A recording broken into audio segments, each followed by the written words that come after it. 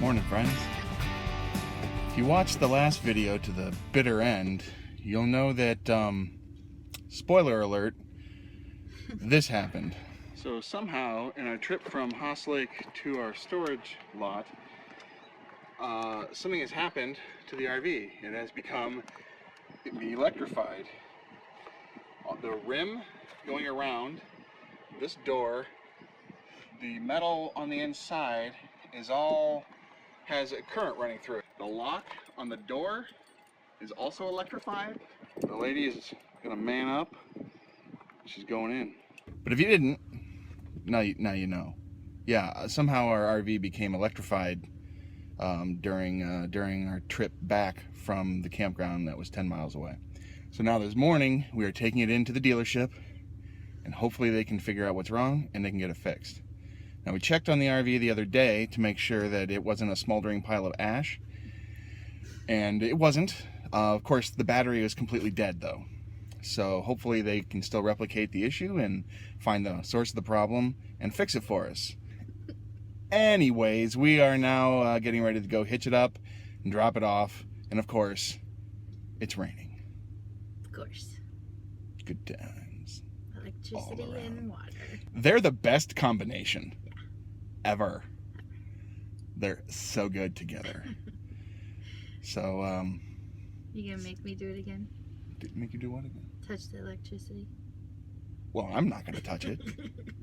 If one of us is gonna have to, it's not gonna be me. Are you kidding? I have to put up with here. One of us really wanted an RV. And this one said, all right, we'll consider it. We'll go look at them. And that same day we bought one. So she gets to touch the electricity. It seems fair to me. Usually we hook it up, plug it in before we get the sway bars out. But since we're afraid we're gonna get electrocuted, we went ahead and got them. They look heavy. Funny. Now we've got it plugged in. So that means it's going to juice the battery. And probably juice the whole RV. And juice me.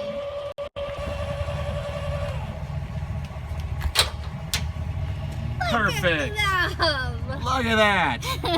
Nailed it. Beauty. It's freezing out. It's May 2nd, and it's like 45 degrees. And wet. Look at my rosy cheeks! But we already established I have a pink face.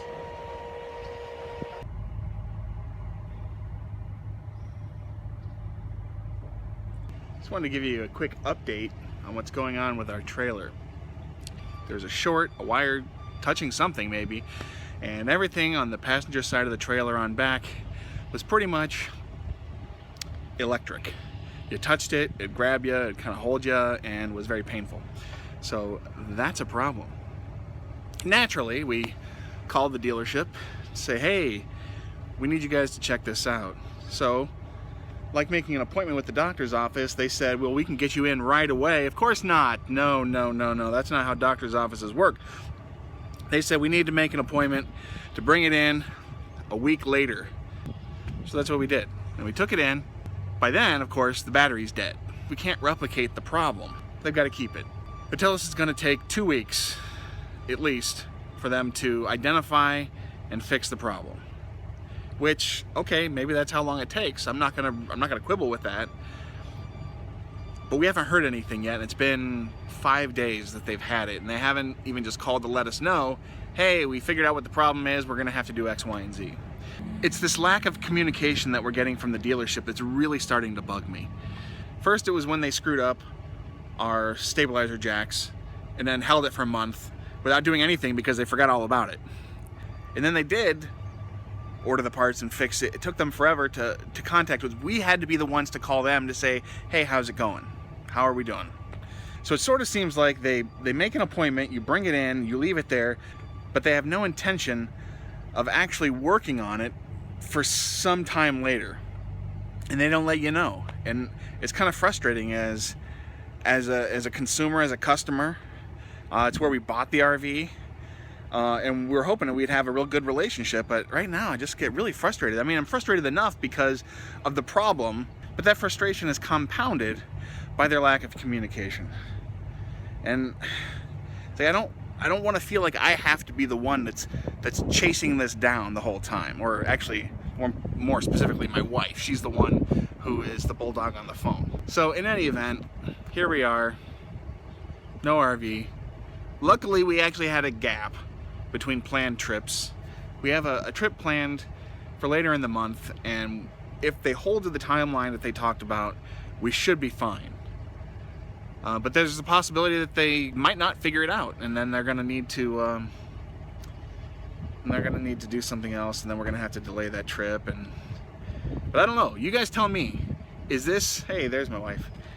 Is this normal? Is this kind of behavior we're receiving out of the dealership like standard operating procedure, to just not communicate, to take it and just sort of go, okay, see you in a couple weeks? Because, yeah, it's getting distressing. Very much. We bought this thing to have fun, and A, we can't have fun if we don't have it,